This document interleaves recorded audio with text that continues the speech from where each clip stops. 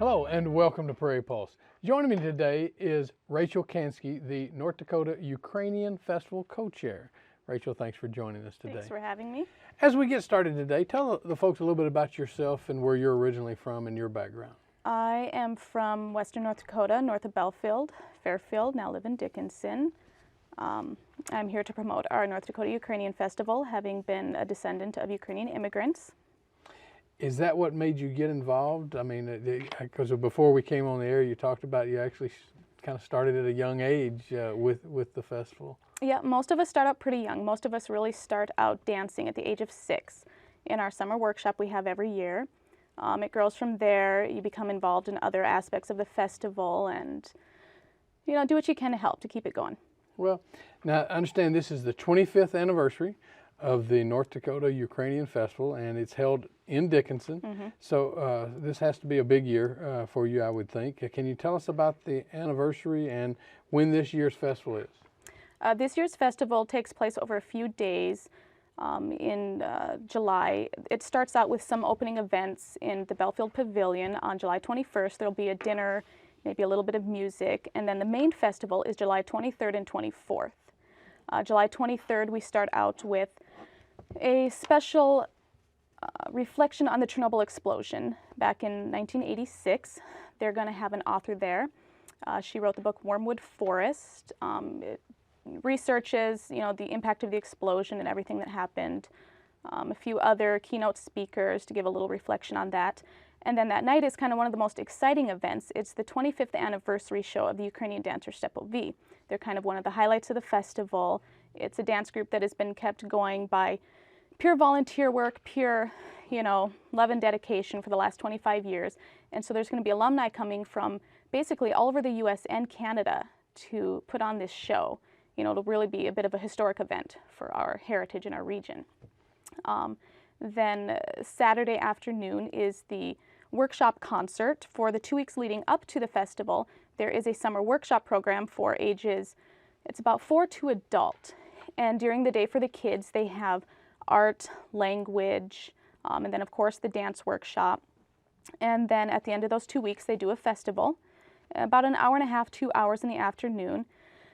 Then after that, there is a dinner and dance, usually held at the Elks Club in Dickinson. And we have a band that plays a little Ukrainian music, and we have a dinner with ethnic foods, and everybody kind of just celebrates and ends out the night there. And then Sunday, the 25th, there will be a special liturgy to close out the festival. Okay, but let's back up and talk some maybe about the history. How did the festival get started 25 years ago? Well, okay, about 25 years ago, there was a group of people that started the Ukrainian Cultural Institute to basically preserve and promote the culture in our region. Being one of the smaller, ethnic demographics of the region, it took a lot of work, took a lot of, combining of skill and time to preserve the heritage. And so they started out having a festival. It started in Medora. They had it there for about 3 years, but it wasn't really big enough to, hold everybody that wanted to participate. So then it moved to Dickinson, headed at Trinity High School for a couple years there.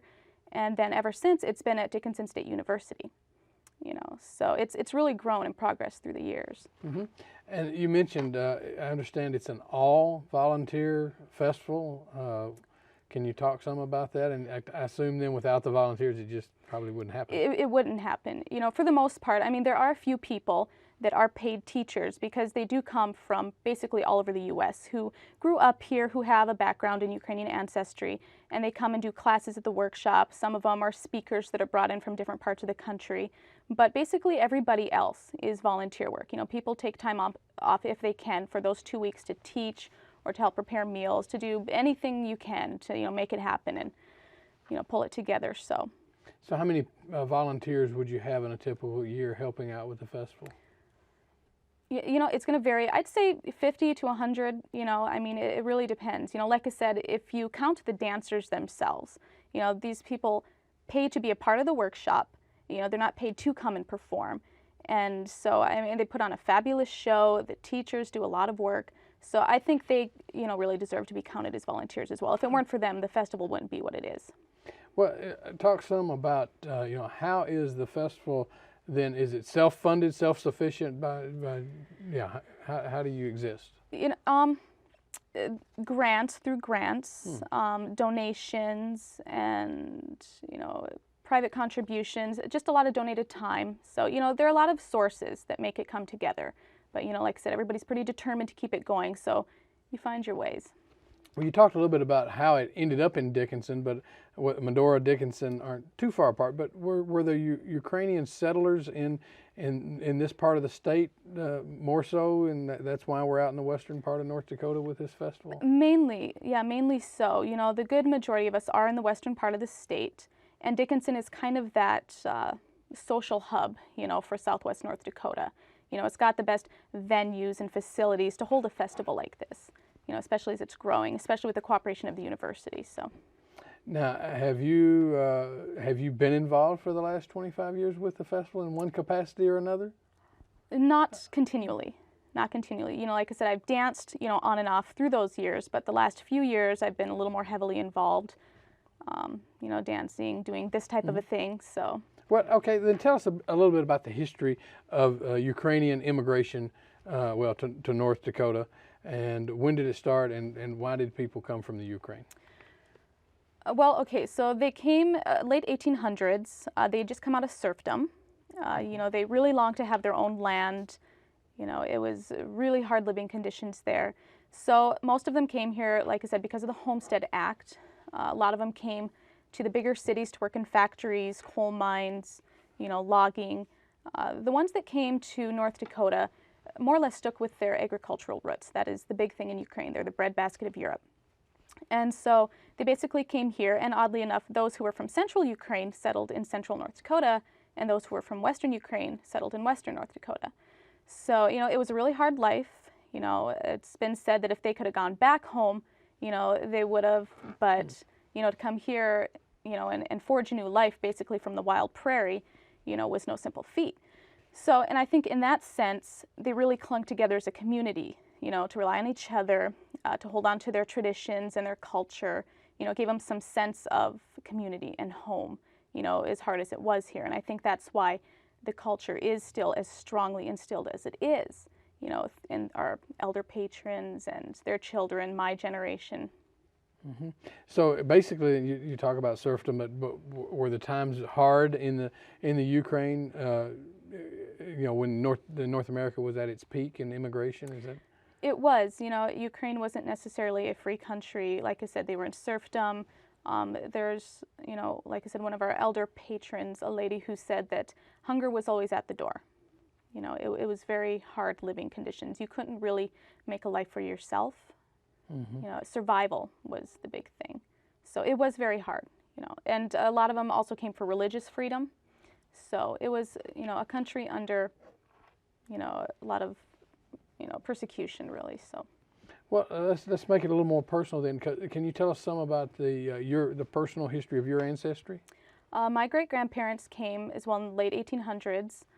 Again, they went to Canada first, lived in Wilton, North Dakota for a while, and eventually settled in Fairfield, kind of Gorham Snow area north of Belfield, North Dakota, farmed there, and stayed there, until present time. So, same story, came here to farm, couldn't really make a life there. Mm-hmm. So. And is this typical then of most of the Ukrainians that settled here? But you also made the comment, central to central and western to west, but that just has to be a coincidence. Yeah, it does. Somebody was telling me that when we were going over some of the history, and so, it's just, an interesting coincidence, but. Okay, yeah. well, I want to make sure, because I took it that it was, but okay, so yeah. there was nothing underlying there. Okay, let's talk now about the festival a little bit. What are some of the big events that are planned for this year's celebration?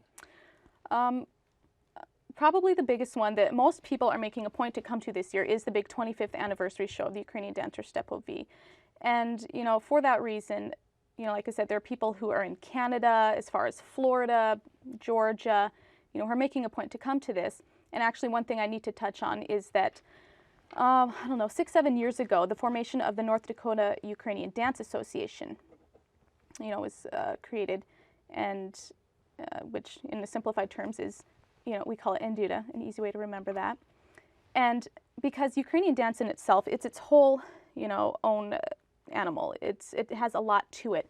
So we formed our own organization just for that, to help better further promote and develop that. And so we've really, come a long ways in the dance side of things. That's something that I think a lot of people really look forward to in the festival. It became a part of some people's identity. It's something that they partook in for a long time. It's something they're making exceptions to in their summer plans, in their work lives, to come and be a part of. So, because we've really gone a long ways with it, so. Well, can you tell us some about what are some of the old traditions from the Ukraine that are still being observed or practiced today? Food has to probably be one of the biggest day-to-day, traditions that everybody holds on to. There's a lot of significance in that. People make up special baskets that they take to church on Easter to have blessed certain, Ukrainian dishes. Christmas time has its own special dishes, so that's, more on a day-to-day basis. Painting the Ukrainian eggs, that's something a lot of people do. The embroidery, that's its own unique art. A lot of other little things, but those are probably, the main ones that people really continue on a more day-to-day basis. Yeah, you brought up dances a lot, and you said you have danced there from time. But what kind of dances are we talking about? Are there that are sort of the traditional Ukrainian dances, and then how are they performed at the festival every year? Well, there are actually a few different variations to the styles of Ukrainian dance. Poltava is probably the most recognized and the most popular. That's what you'll see the most, and according to the region of Ukraine, that determines the style of the dance. They have slightly different costumes, different music, different steps, so there's a lot of variety to it. It's similar, but it has variety. Our performances are full on, traditional costumes, the music, choreography, a fully produced show. So, there's a lot of variety to it, But talk some about the dances, because again, you've got to remember, a lot of people out here watching don't have a clue what kind of dances we're talking about. Are these couple dances? Okay. Yeah, tell me some about the dances. There are couples dances, solos, trios, big group dances. Mm-hmm. The most popular is the big group dance. Hopak is probably the most Mm-hmm. popular one. Like I said, it really varies, but yeah, you'll see solos, duets, trios, big group dances, character dances. Those are a lot of fun. They have storylines to them, props, tell some of the classic tales, so. Well, and before we came on the air, we were talking about kind of compare and contrast the traditions, here from what's going on in the Ukraine. Well, I think something special, in terms of what we're doing is that we really work hard to preserve, the traditions that we have and the culture and keep it, authentic and, keep it alive, because in Ukraine, of course, they're striving to become more westernized and more modern. And, although their traditions might still be important to them, it's something that maybe isn't as important as catching up with the rest of the world. So it's really kind of special how in our own little, bubble here, we're really trying to preserve those traditions and pass them on.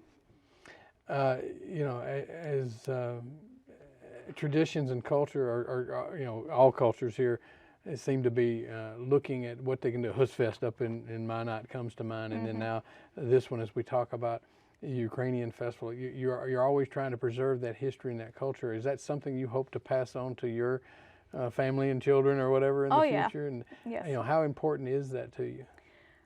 It is very important because it's something I grew up with.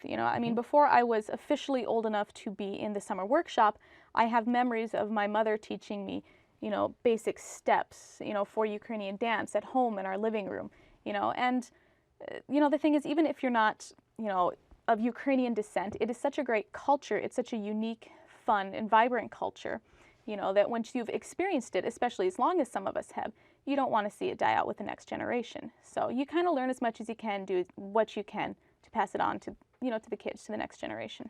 Well, so talk about some now. It's 25 years. Mm-hmm. You said you hadn't been involved all those 25 years, but can you talk some about how that festival has grown or maybe changed, or has it stayed pretty much similar? It's a lot of things are the same, but a lot of things have grown and changed. Like I said, our venue is probably one of the biggest things. Having everything more centrally located is really nice. The concert, the summer concert and the dance performance is probably one of them that's grown a lot, a lot of numbers. Every year there are new faces, and then year after year, some kids have been back every year from 6 to 18 till they have to, graduate and go off to the real world. And there are some who still make exceptions to come back. So I think that's one way of really measuring how much it's grown, every year in this workshop. And the numbers at the dinner, you see people who don't necessarily come to the whole thing, but, they learn you've got this great ethnic food. And, you go from some little hall in Medora to the Elks Lodge in Dickinson. So, by our facilities, and in the numbers, I think you see how it's progressed through the years. People, learn about it, they grow an appreciation for it. So it's definitely grown. Well, you mentioned Ukrainian food. Talk to me about what is traditional Ukrainian food. Petahe is probably one of the most recognized. In other terms, people would recognize it as cheese buttons or pierogies, the little triangular dough-filled dumplings. Holopsy. Holopsy has its cabbage around rice. Then there's the beet leaves around bread. Borscht. Poppy seed rolls. So all favorites. There are a lot of other little things, the sausages, cooked wheat at Christmas. So everybody loves it. So. Well, that all sounds good. Like good. Do you have visitors from, where do your festival goers come from? Boy, off the top of my head, Florida, Georgia, Oregon, Canada, New York. We have people RSVPing from New York to come this year to the festival. So, yeah. Okay. Do you ever have any that venture over from the Ukraine? Is that?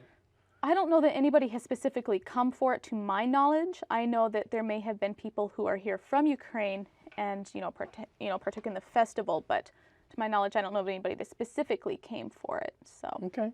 How many people attend a typical year's festival, or let's say last year? A roundabout number, you could probably say, between the dinner and the dance is 1,000, a few hundred, 2,000. That's kind of a round number I was given. Okay, of course, again, maybe you're not sitting there running a clicker. It sounds like. Yeah, exactly. But how can visitors or tourists get tickets? Do you market this to people, or is it just sort of word of mouth? How does it work? No, we do try to market it as best we can. There's a press release put in most every North Dakota newspaper. There's a website for the Ukrainian Cultural Institute. There are a lot of new things this year that we're doing as well. A little work with ND Tourism. Facebook is a big marketing factor these days. So there are a lot of ways that we're kind of, reaching out now that we haven't in the past. So there are really a lot of ways to get information and, get tickets and whatnot. Well, again, you back up 25 years, the internet wasn't what it is today. Exactly. But, so do you utilize the internet a lot for a lot of this marketing? And more so recently, yeah.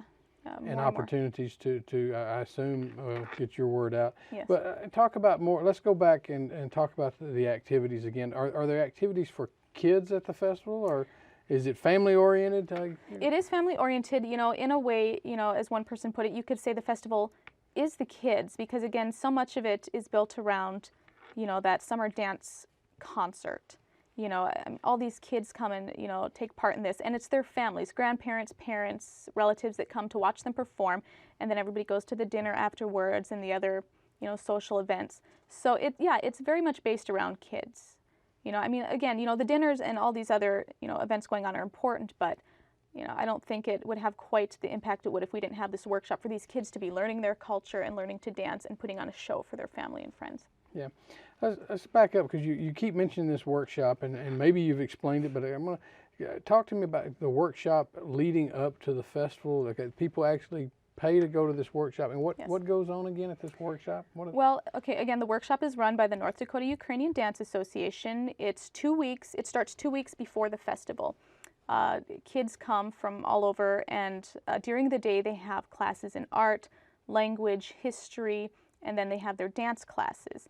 That goes on for 2 weeks, and then at the end of those 2 weeks, and I should also mention at night is the adults. Adults come and dance at night after work, and then at the end of the 2 weeks there's a fully produced show, costumes, lighting, everything, a fabulous show where they showcase what they've learned, and they dance. And so, it's something that, has probably been one of the biggest factors in these kids developing an appreciation for their culture, keeping it growing, keeping it living into the next generation. So it's really a big, important part of it. Well, with that, and talk some about what do you think that the goals are. Now, you're co-chair this year, and maybe there's a co-chair every year. Is this something you will continue with, or do you change chairs every year? You know, I think it depends on who's available and who's willing, but I'll continue to help in any way I can. You know, it just it really varies a lot because, like I said, a lot of it's volunteer time. So. Talk some about you starting out as a kid, because again, sort of intrigues me about starting out as a kid dancing at the festival. I mean, what did that mean? Your mother taught you in the living, whatever you were saying, and what has that meant for you? And talk about your years at the festival. Well, you know, great memories. You know, it adds another element to your identity in a sense. You know, it's such a unique accomplishment, something. You know, something very different to talk about with your friends, you know, that not everybody's, you know, done. You know, it's meant a lot. It gives the culture more of a personal, you know, sentimental, you know, value than just, you know, something you did for fun. But yeah, it means a lot, I guess, you know, after you've done it for that long. I know that I asked you this before we came on air, but you've never been to the Ukraine, I don't think. But do you ever have a desire then to ever go to the Ukraine and visit?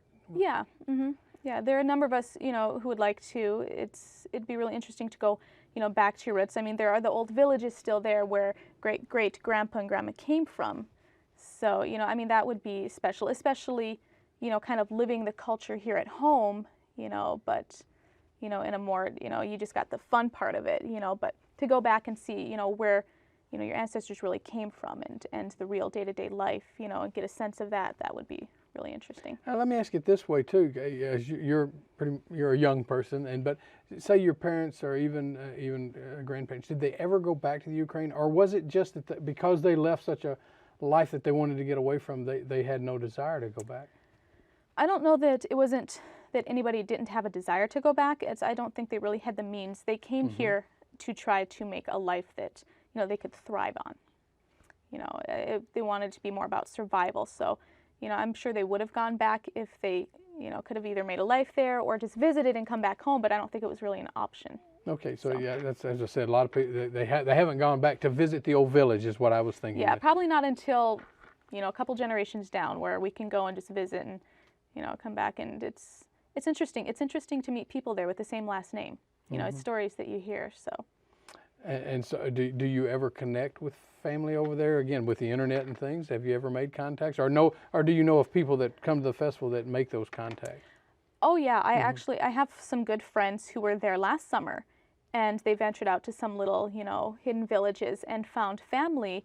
And, you know, there were some language barriers, but once, you know, she spoke her last name, you know, I think they said the name of her great-grandfather or something. They remembered him leaving. And so, I mean, that's pretty special. You know, you go back and see who stayed behind and, you know, where they come from. So. Well, it would be.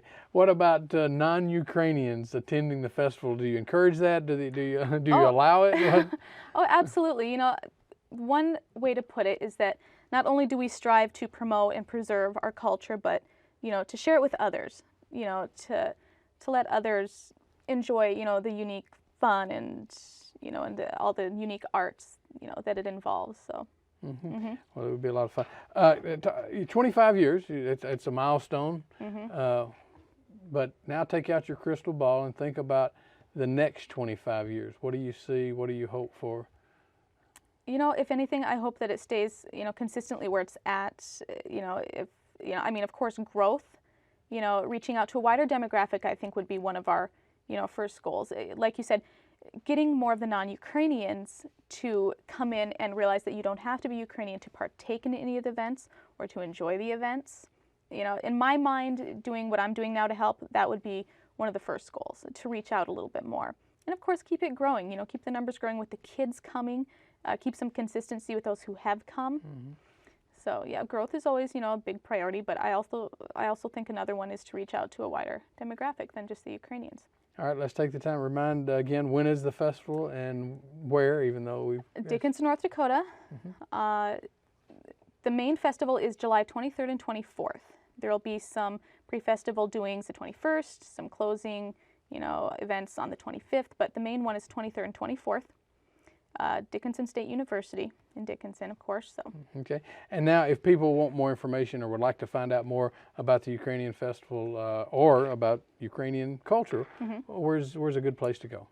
You know, one of the first things I'll probably say is probably one of the easiest contacts to remember is there is a page for the North Dakota Ukrainian Festival on Facebook.